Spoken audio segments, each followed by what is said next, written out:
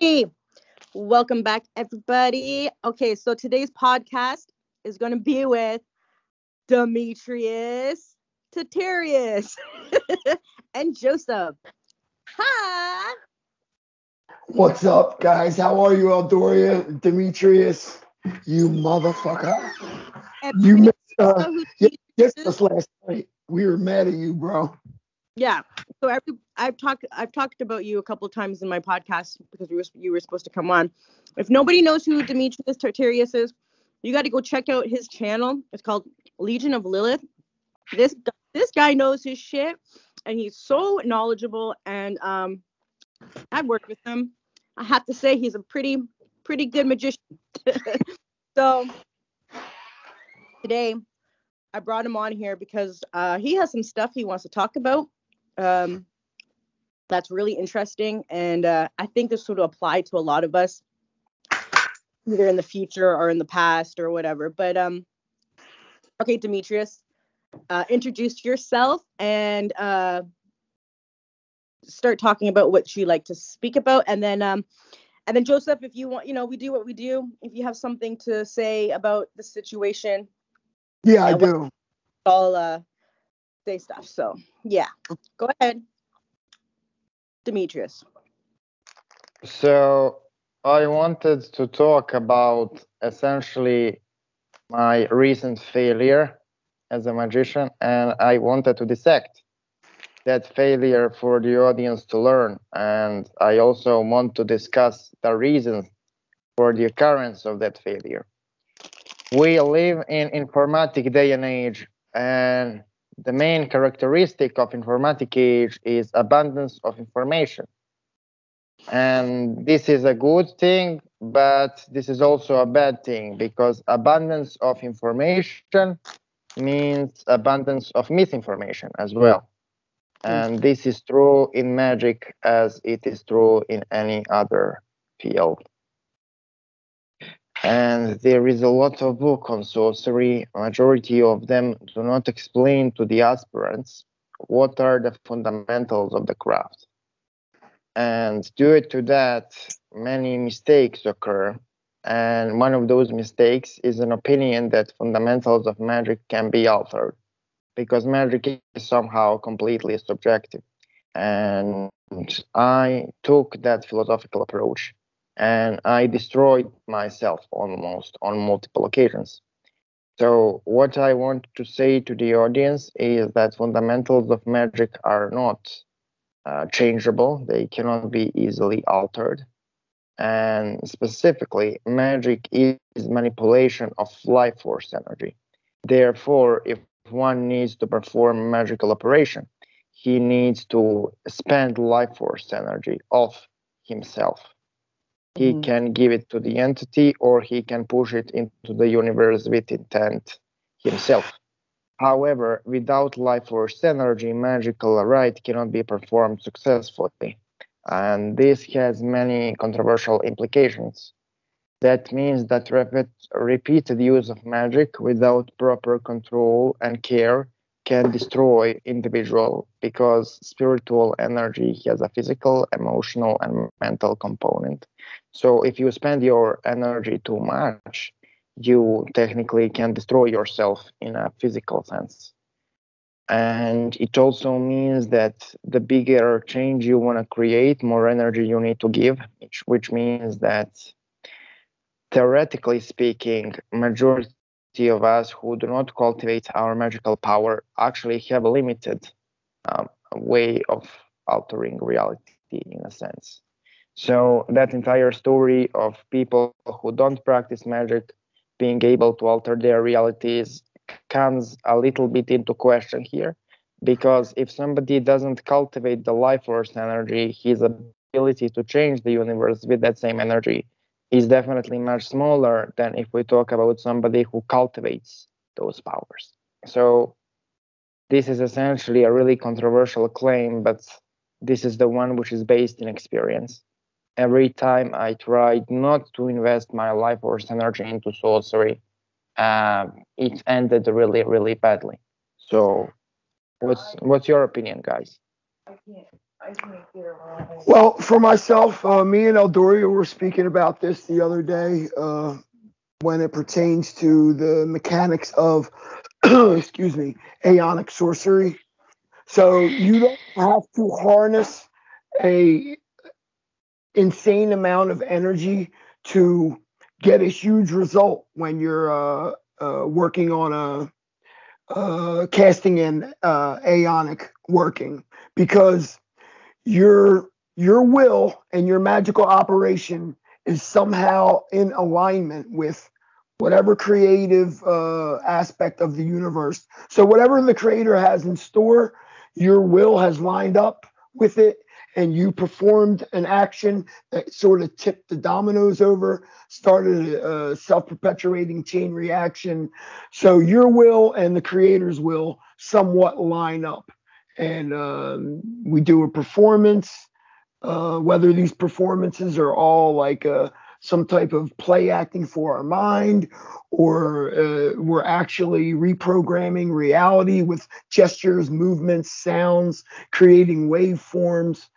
We could take all that into consideration, but the bottom line is when we do aeonic sorcery, regardless of how much energy you push into it, if your will is in alignment with the creators, or the grand instigator, you may have a destructive aeonic working where a bunch of shit fucks up, civil unrest, mini wars break out, looting, riots, all those things. But still, I would argue that they're in line with the creator. That's why they happened. So let me get this straight. What you're trying to say, Demetrius, is that you decided, because explain it a little bit more deep in depth, because you're trying to say that you wanted to perform magic without casting or without putting energy in. So what were you doing instead? Like, what were you trying to do, and what were you trying to get without putting forth, is what I'm confused about. Is that what you're talking about?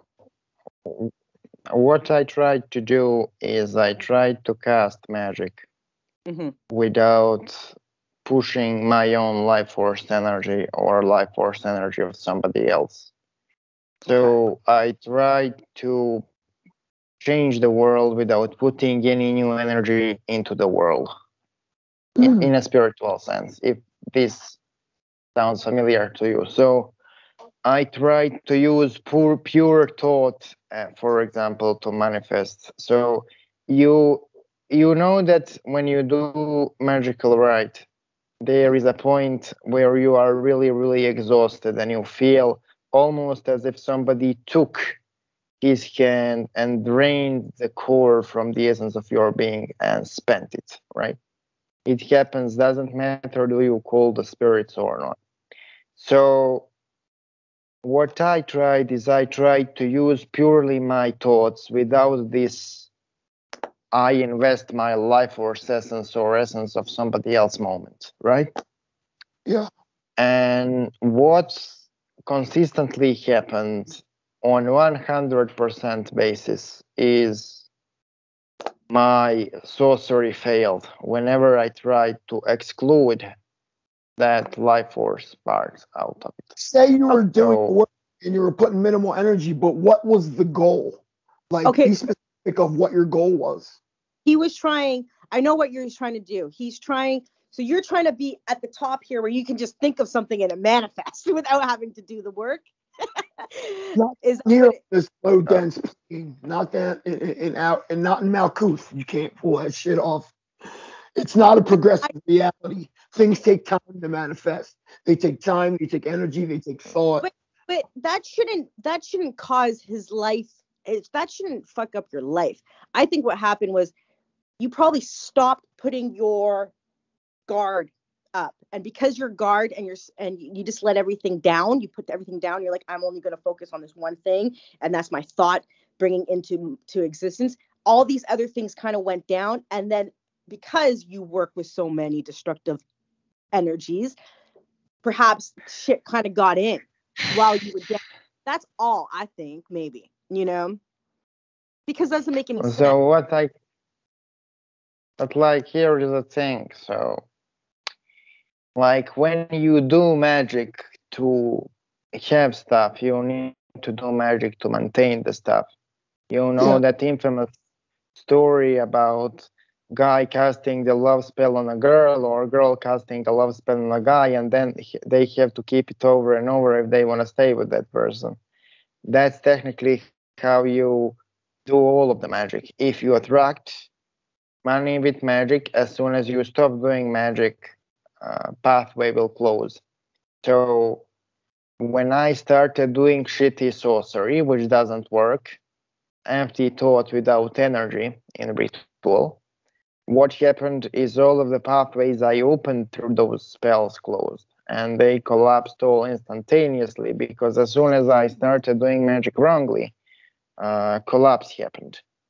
Really? And Very yeah, You're talking about the so, portals that we worked on and everything, all that closed? no, no, I talk about my personal life, right? Okay. So Okay. I rebuilt everything. Now everything is fine. Everything is proper. But to be honest, I really want to say to the people out there, to do magic, you need to invest life force energy. You need to exhaust yourself. You need to drain yourself. And you need to understand that whatever type of magic you are doing, you are exposing yourself on a really deep, intimate level.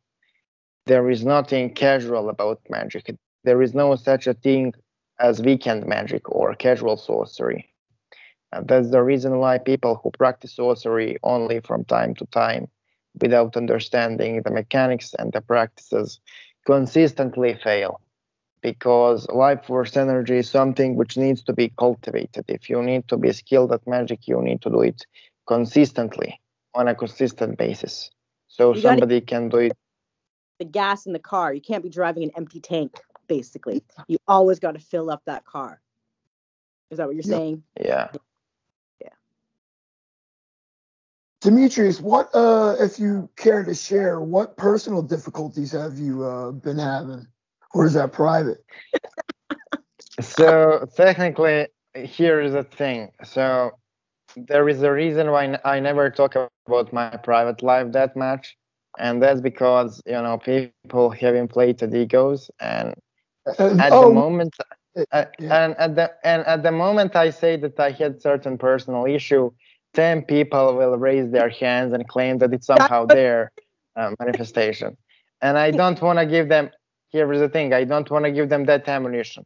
Like I, I personally know that all of those people who would make such a claim failed because they apparently wanted to kill me, yet I am still alive. So their claim is by definition baseless. But in order to prevent my enemies from cheering, I will keep my problems to myself. And I well, advise the same for all magicians.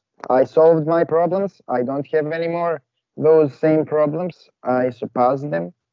But what I want to say is this. So essentially, there is also one more concept I wanted to share in this video, which is the overlap of the blood. What it kind of means. So technically, The you blood. overlap of the bloodline. That's what I wanted to say.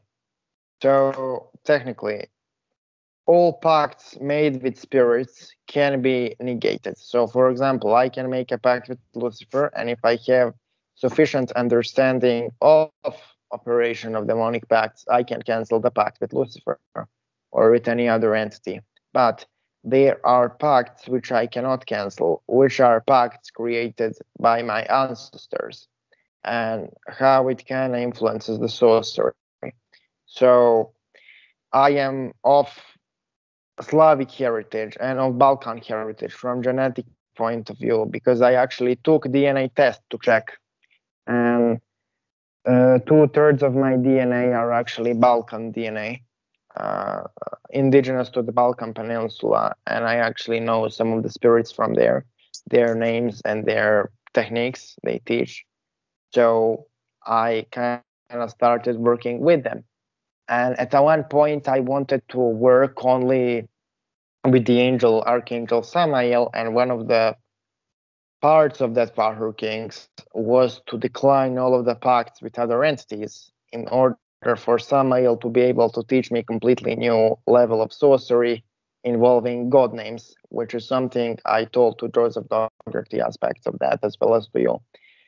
The thing is, when I approached Balkan spirits to decline the pact with them, they told me that's not possible. When I told them why that's not possible, they told me it's not possible because you didn't make the pacts with us. You think you did, but it's not you, it's people long before you, from generation to generation. So what you have to do is to summon all of those ancestors individually and take their permission to break their pacts individually, which is technically impossible to do because there is too many people in your bloodline. So you cannot come from ancestor to break one pact after another. So for that reason, I kind of started working with them again. And after this entire collapse with Belial happened, because Belial kind of instigated me to.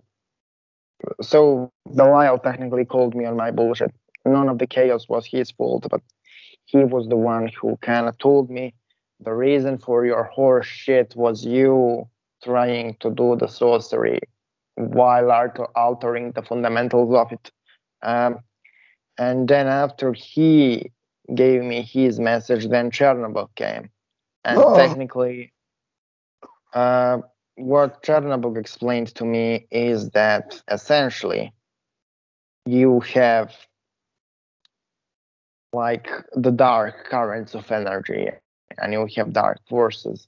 Well, in order to work with those dark forces, you need to, how he kind of said it, I don't know how to paraphrase him because I have to translate Serbian to English and then explain English in a way that it resonates with his message, which I am not kind of capable of interpreting. But the main point was that you need to kind of move that life force energy in a direct way.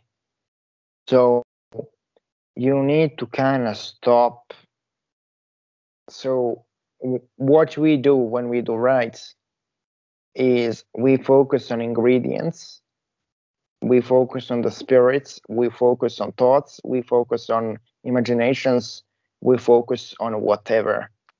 What Chernobyl proposed is what you need to do is you need to focus and you need to manipulate life force energy directly.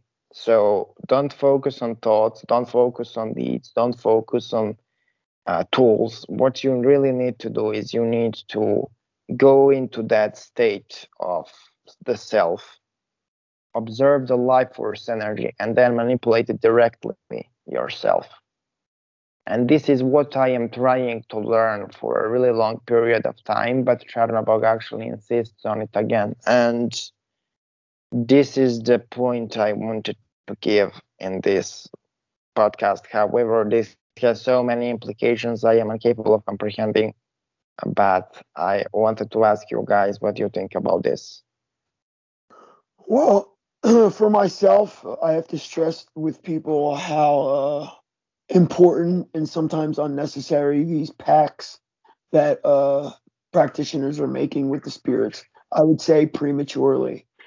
I would say it's not fit to make a pact with the spirit unless you've been working with the spirit for, if we'll put a timestamp on it, at least a year, or to the point to where you're so familiar with the spirit that you feel like friends. You know you're not really friends. It's not that type of relationship. It's more of a business relationship, and you are each other's investment. But people should really take a step back and think before they make these pacts, because if you don't fulfill your pact, you can get fucked up. And these pacts aren't like wish lists that that the spirit's going to deliver all these different things on a silver platter. And sometimes, the magic begins to manifest and the spirit's working for you, and you might not be recognizing it, and you might just be completely ignoring the instructions of the spirit, which you can also get fucked up. So I just want to stress, like what you said in your transition is you had to dissolve a lot of pacts that you had with different spirits, and that allowed you to go forward. If you didn't have that, and so now you're spiritually free, so to speak. What are you going to do with that freedom, Demetrius? Are you going to sign? So technically, Wait. No, he so says he's not free because of the family pacts, the ancestry pact, and you can't. I mean, if that's affect. See, what I don't understand is why does that have to affect you? If you're an individual soul being incarnated into a different family, why the fuck does something that my ancestor did 1,000 years ago gonna affect me as an individual? I'm not gonna stand for that. There has to be some way where you could say, you know what, fuck this shit. Do some kind of crazy ritual and just cut off all spiritual ties. Like, why? And then why would that spirit tell you, well, we can't help you because you made that spirit? So then he's contradicting himself, saying, well, you can't help you because you didn't make that spirit. But if you can't help me, why is it affecting me in my path? That doesn't make any sense. but like, You look, are the total sum of your ancestral line. Like you are the sum of your ancestors incarnate here and now. What were you going to say, Demetrius? so what I'm gonna say is like, is there a contradiction? Let's like answer that question. Is there a contradiction? Yeah. So technically, what happened to me is when I started practicing magic, right? Mm-hmm. My ancestral spirits, in a way, they came pretty quickly. Like they pulled themselves to me pretty quickly, but I ignored. So then they arranged a life or death situation in which only they can help me. So I called them for help for the first time. And then I started working with them occasionally. However, I worked mostly with different pantheons, with Hindu pantheon, with demonic pantheon, with evangelic pantheon. I worked with other pantheons, and my ancestral current was just one piece of the puzzle. It wasn't the main thing. However, when I wanted to go into work with Samael, right, and work with Lilith, what Samael told me is that technically there is a specific current connected to angels and demons, and the main source for it is the Old Testament. So through some crazy shenanigans, I actually managed to reach the closest to what we have in modern day and age to authentic Jewish stuff. And I studied it a lot and read it a lot. So what Samael told me as a next step is you need to study this, but you also need to like learn Hebrew and really go into that, and then you will kind of understand many things and many concepts. But I had the dilemma because learning Hebrew and working so heavily with those entities, angels and demons only, in their original context, would inevitably make me in conflict with original culture I am from. So the necessary step was for me to like not to, so when I started work with Samael, what he instructed me to do is he told me, look, you need to dissolve all the pacts with demonic entities, and you need to work with them as an equal and superior, not as subordinate. If you cannot work as superior, that's okay, but don't work with them as subordinate. You need to work with them as equal. And when you make a pact with the spirit, spirit is always a little bit superior. So you need to dissolve all of those pacts in order to have that attitude. and he instructed me how to dissolve them in a respectful manner, which I did. However, after I dissolved those pacts, then what remains to be done was to find a way to dissolve my pact with ancestral spirits, with the gods of my ancestors, technically. And when I tried to do it, they told me that the only way for me to do it is to cut off from the entire line, which means that I need to kind of cut the connection with all of the ancestors in a way. And then I also need to break the pact with all of them. And to do that, the only way is to like cut yourself from the line completely. You get what I'm saying? So there is no way of like summoning all of the ancestors individually and then making all of them to renounce the pact and then somehow still be able to summon those entities without any trouble. You get what I'm saying? So I really wasn't ready to do it. That's why I say that pact with ancestral spirits cannot be dissolved in the same manner you can end something else. Because in order to cut that ancestral thing, you really need to like destroy your connection to your ancestors and to kind of become a renegade from your ancestral bloodline in a really literal sense. So you kind of become something completely different. You completely alter, but you also lose all of the power which comes from your ancestors. So you literally cut yourself from a really specific power source. That's crazy. So you get me now. I do, but what your ancestors did, that was a real cashew thing to do. It was underhanded in the way that they created the problem and then presented you with the solution. That's I don't like that type of exchange, especially between people that are your familiars, your family. That's a major form of manipulation when you create a problem and then present the solution. So Yeah, but like here is the thing. The thing was that's true. They played a little bit, but when I called spirits of Clifford to solve the problem, they were completely incapable of doing so. You know what I mean? It's not that they couldn't do it or didn't want it. They were literally incapable. So Belial, Mama, Lucifer, they were incapable of solving the problem when that problem happened. So I had to like solve it with those ancestral entities. And it was like a controversial thing for me because we are taught that all kinds of spirits can deal with all kinds of magic, and that's not true. Like, if somebody, for example, uses Balkan magic on you, you need to work with entities from the Balkan current in order to solve the problem because somebody from the Clifford doesn't know how the current operates.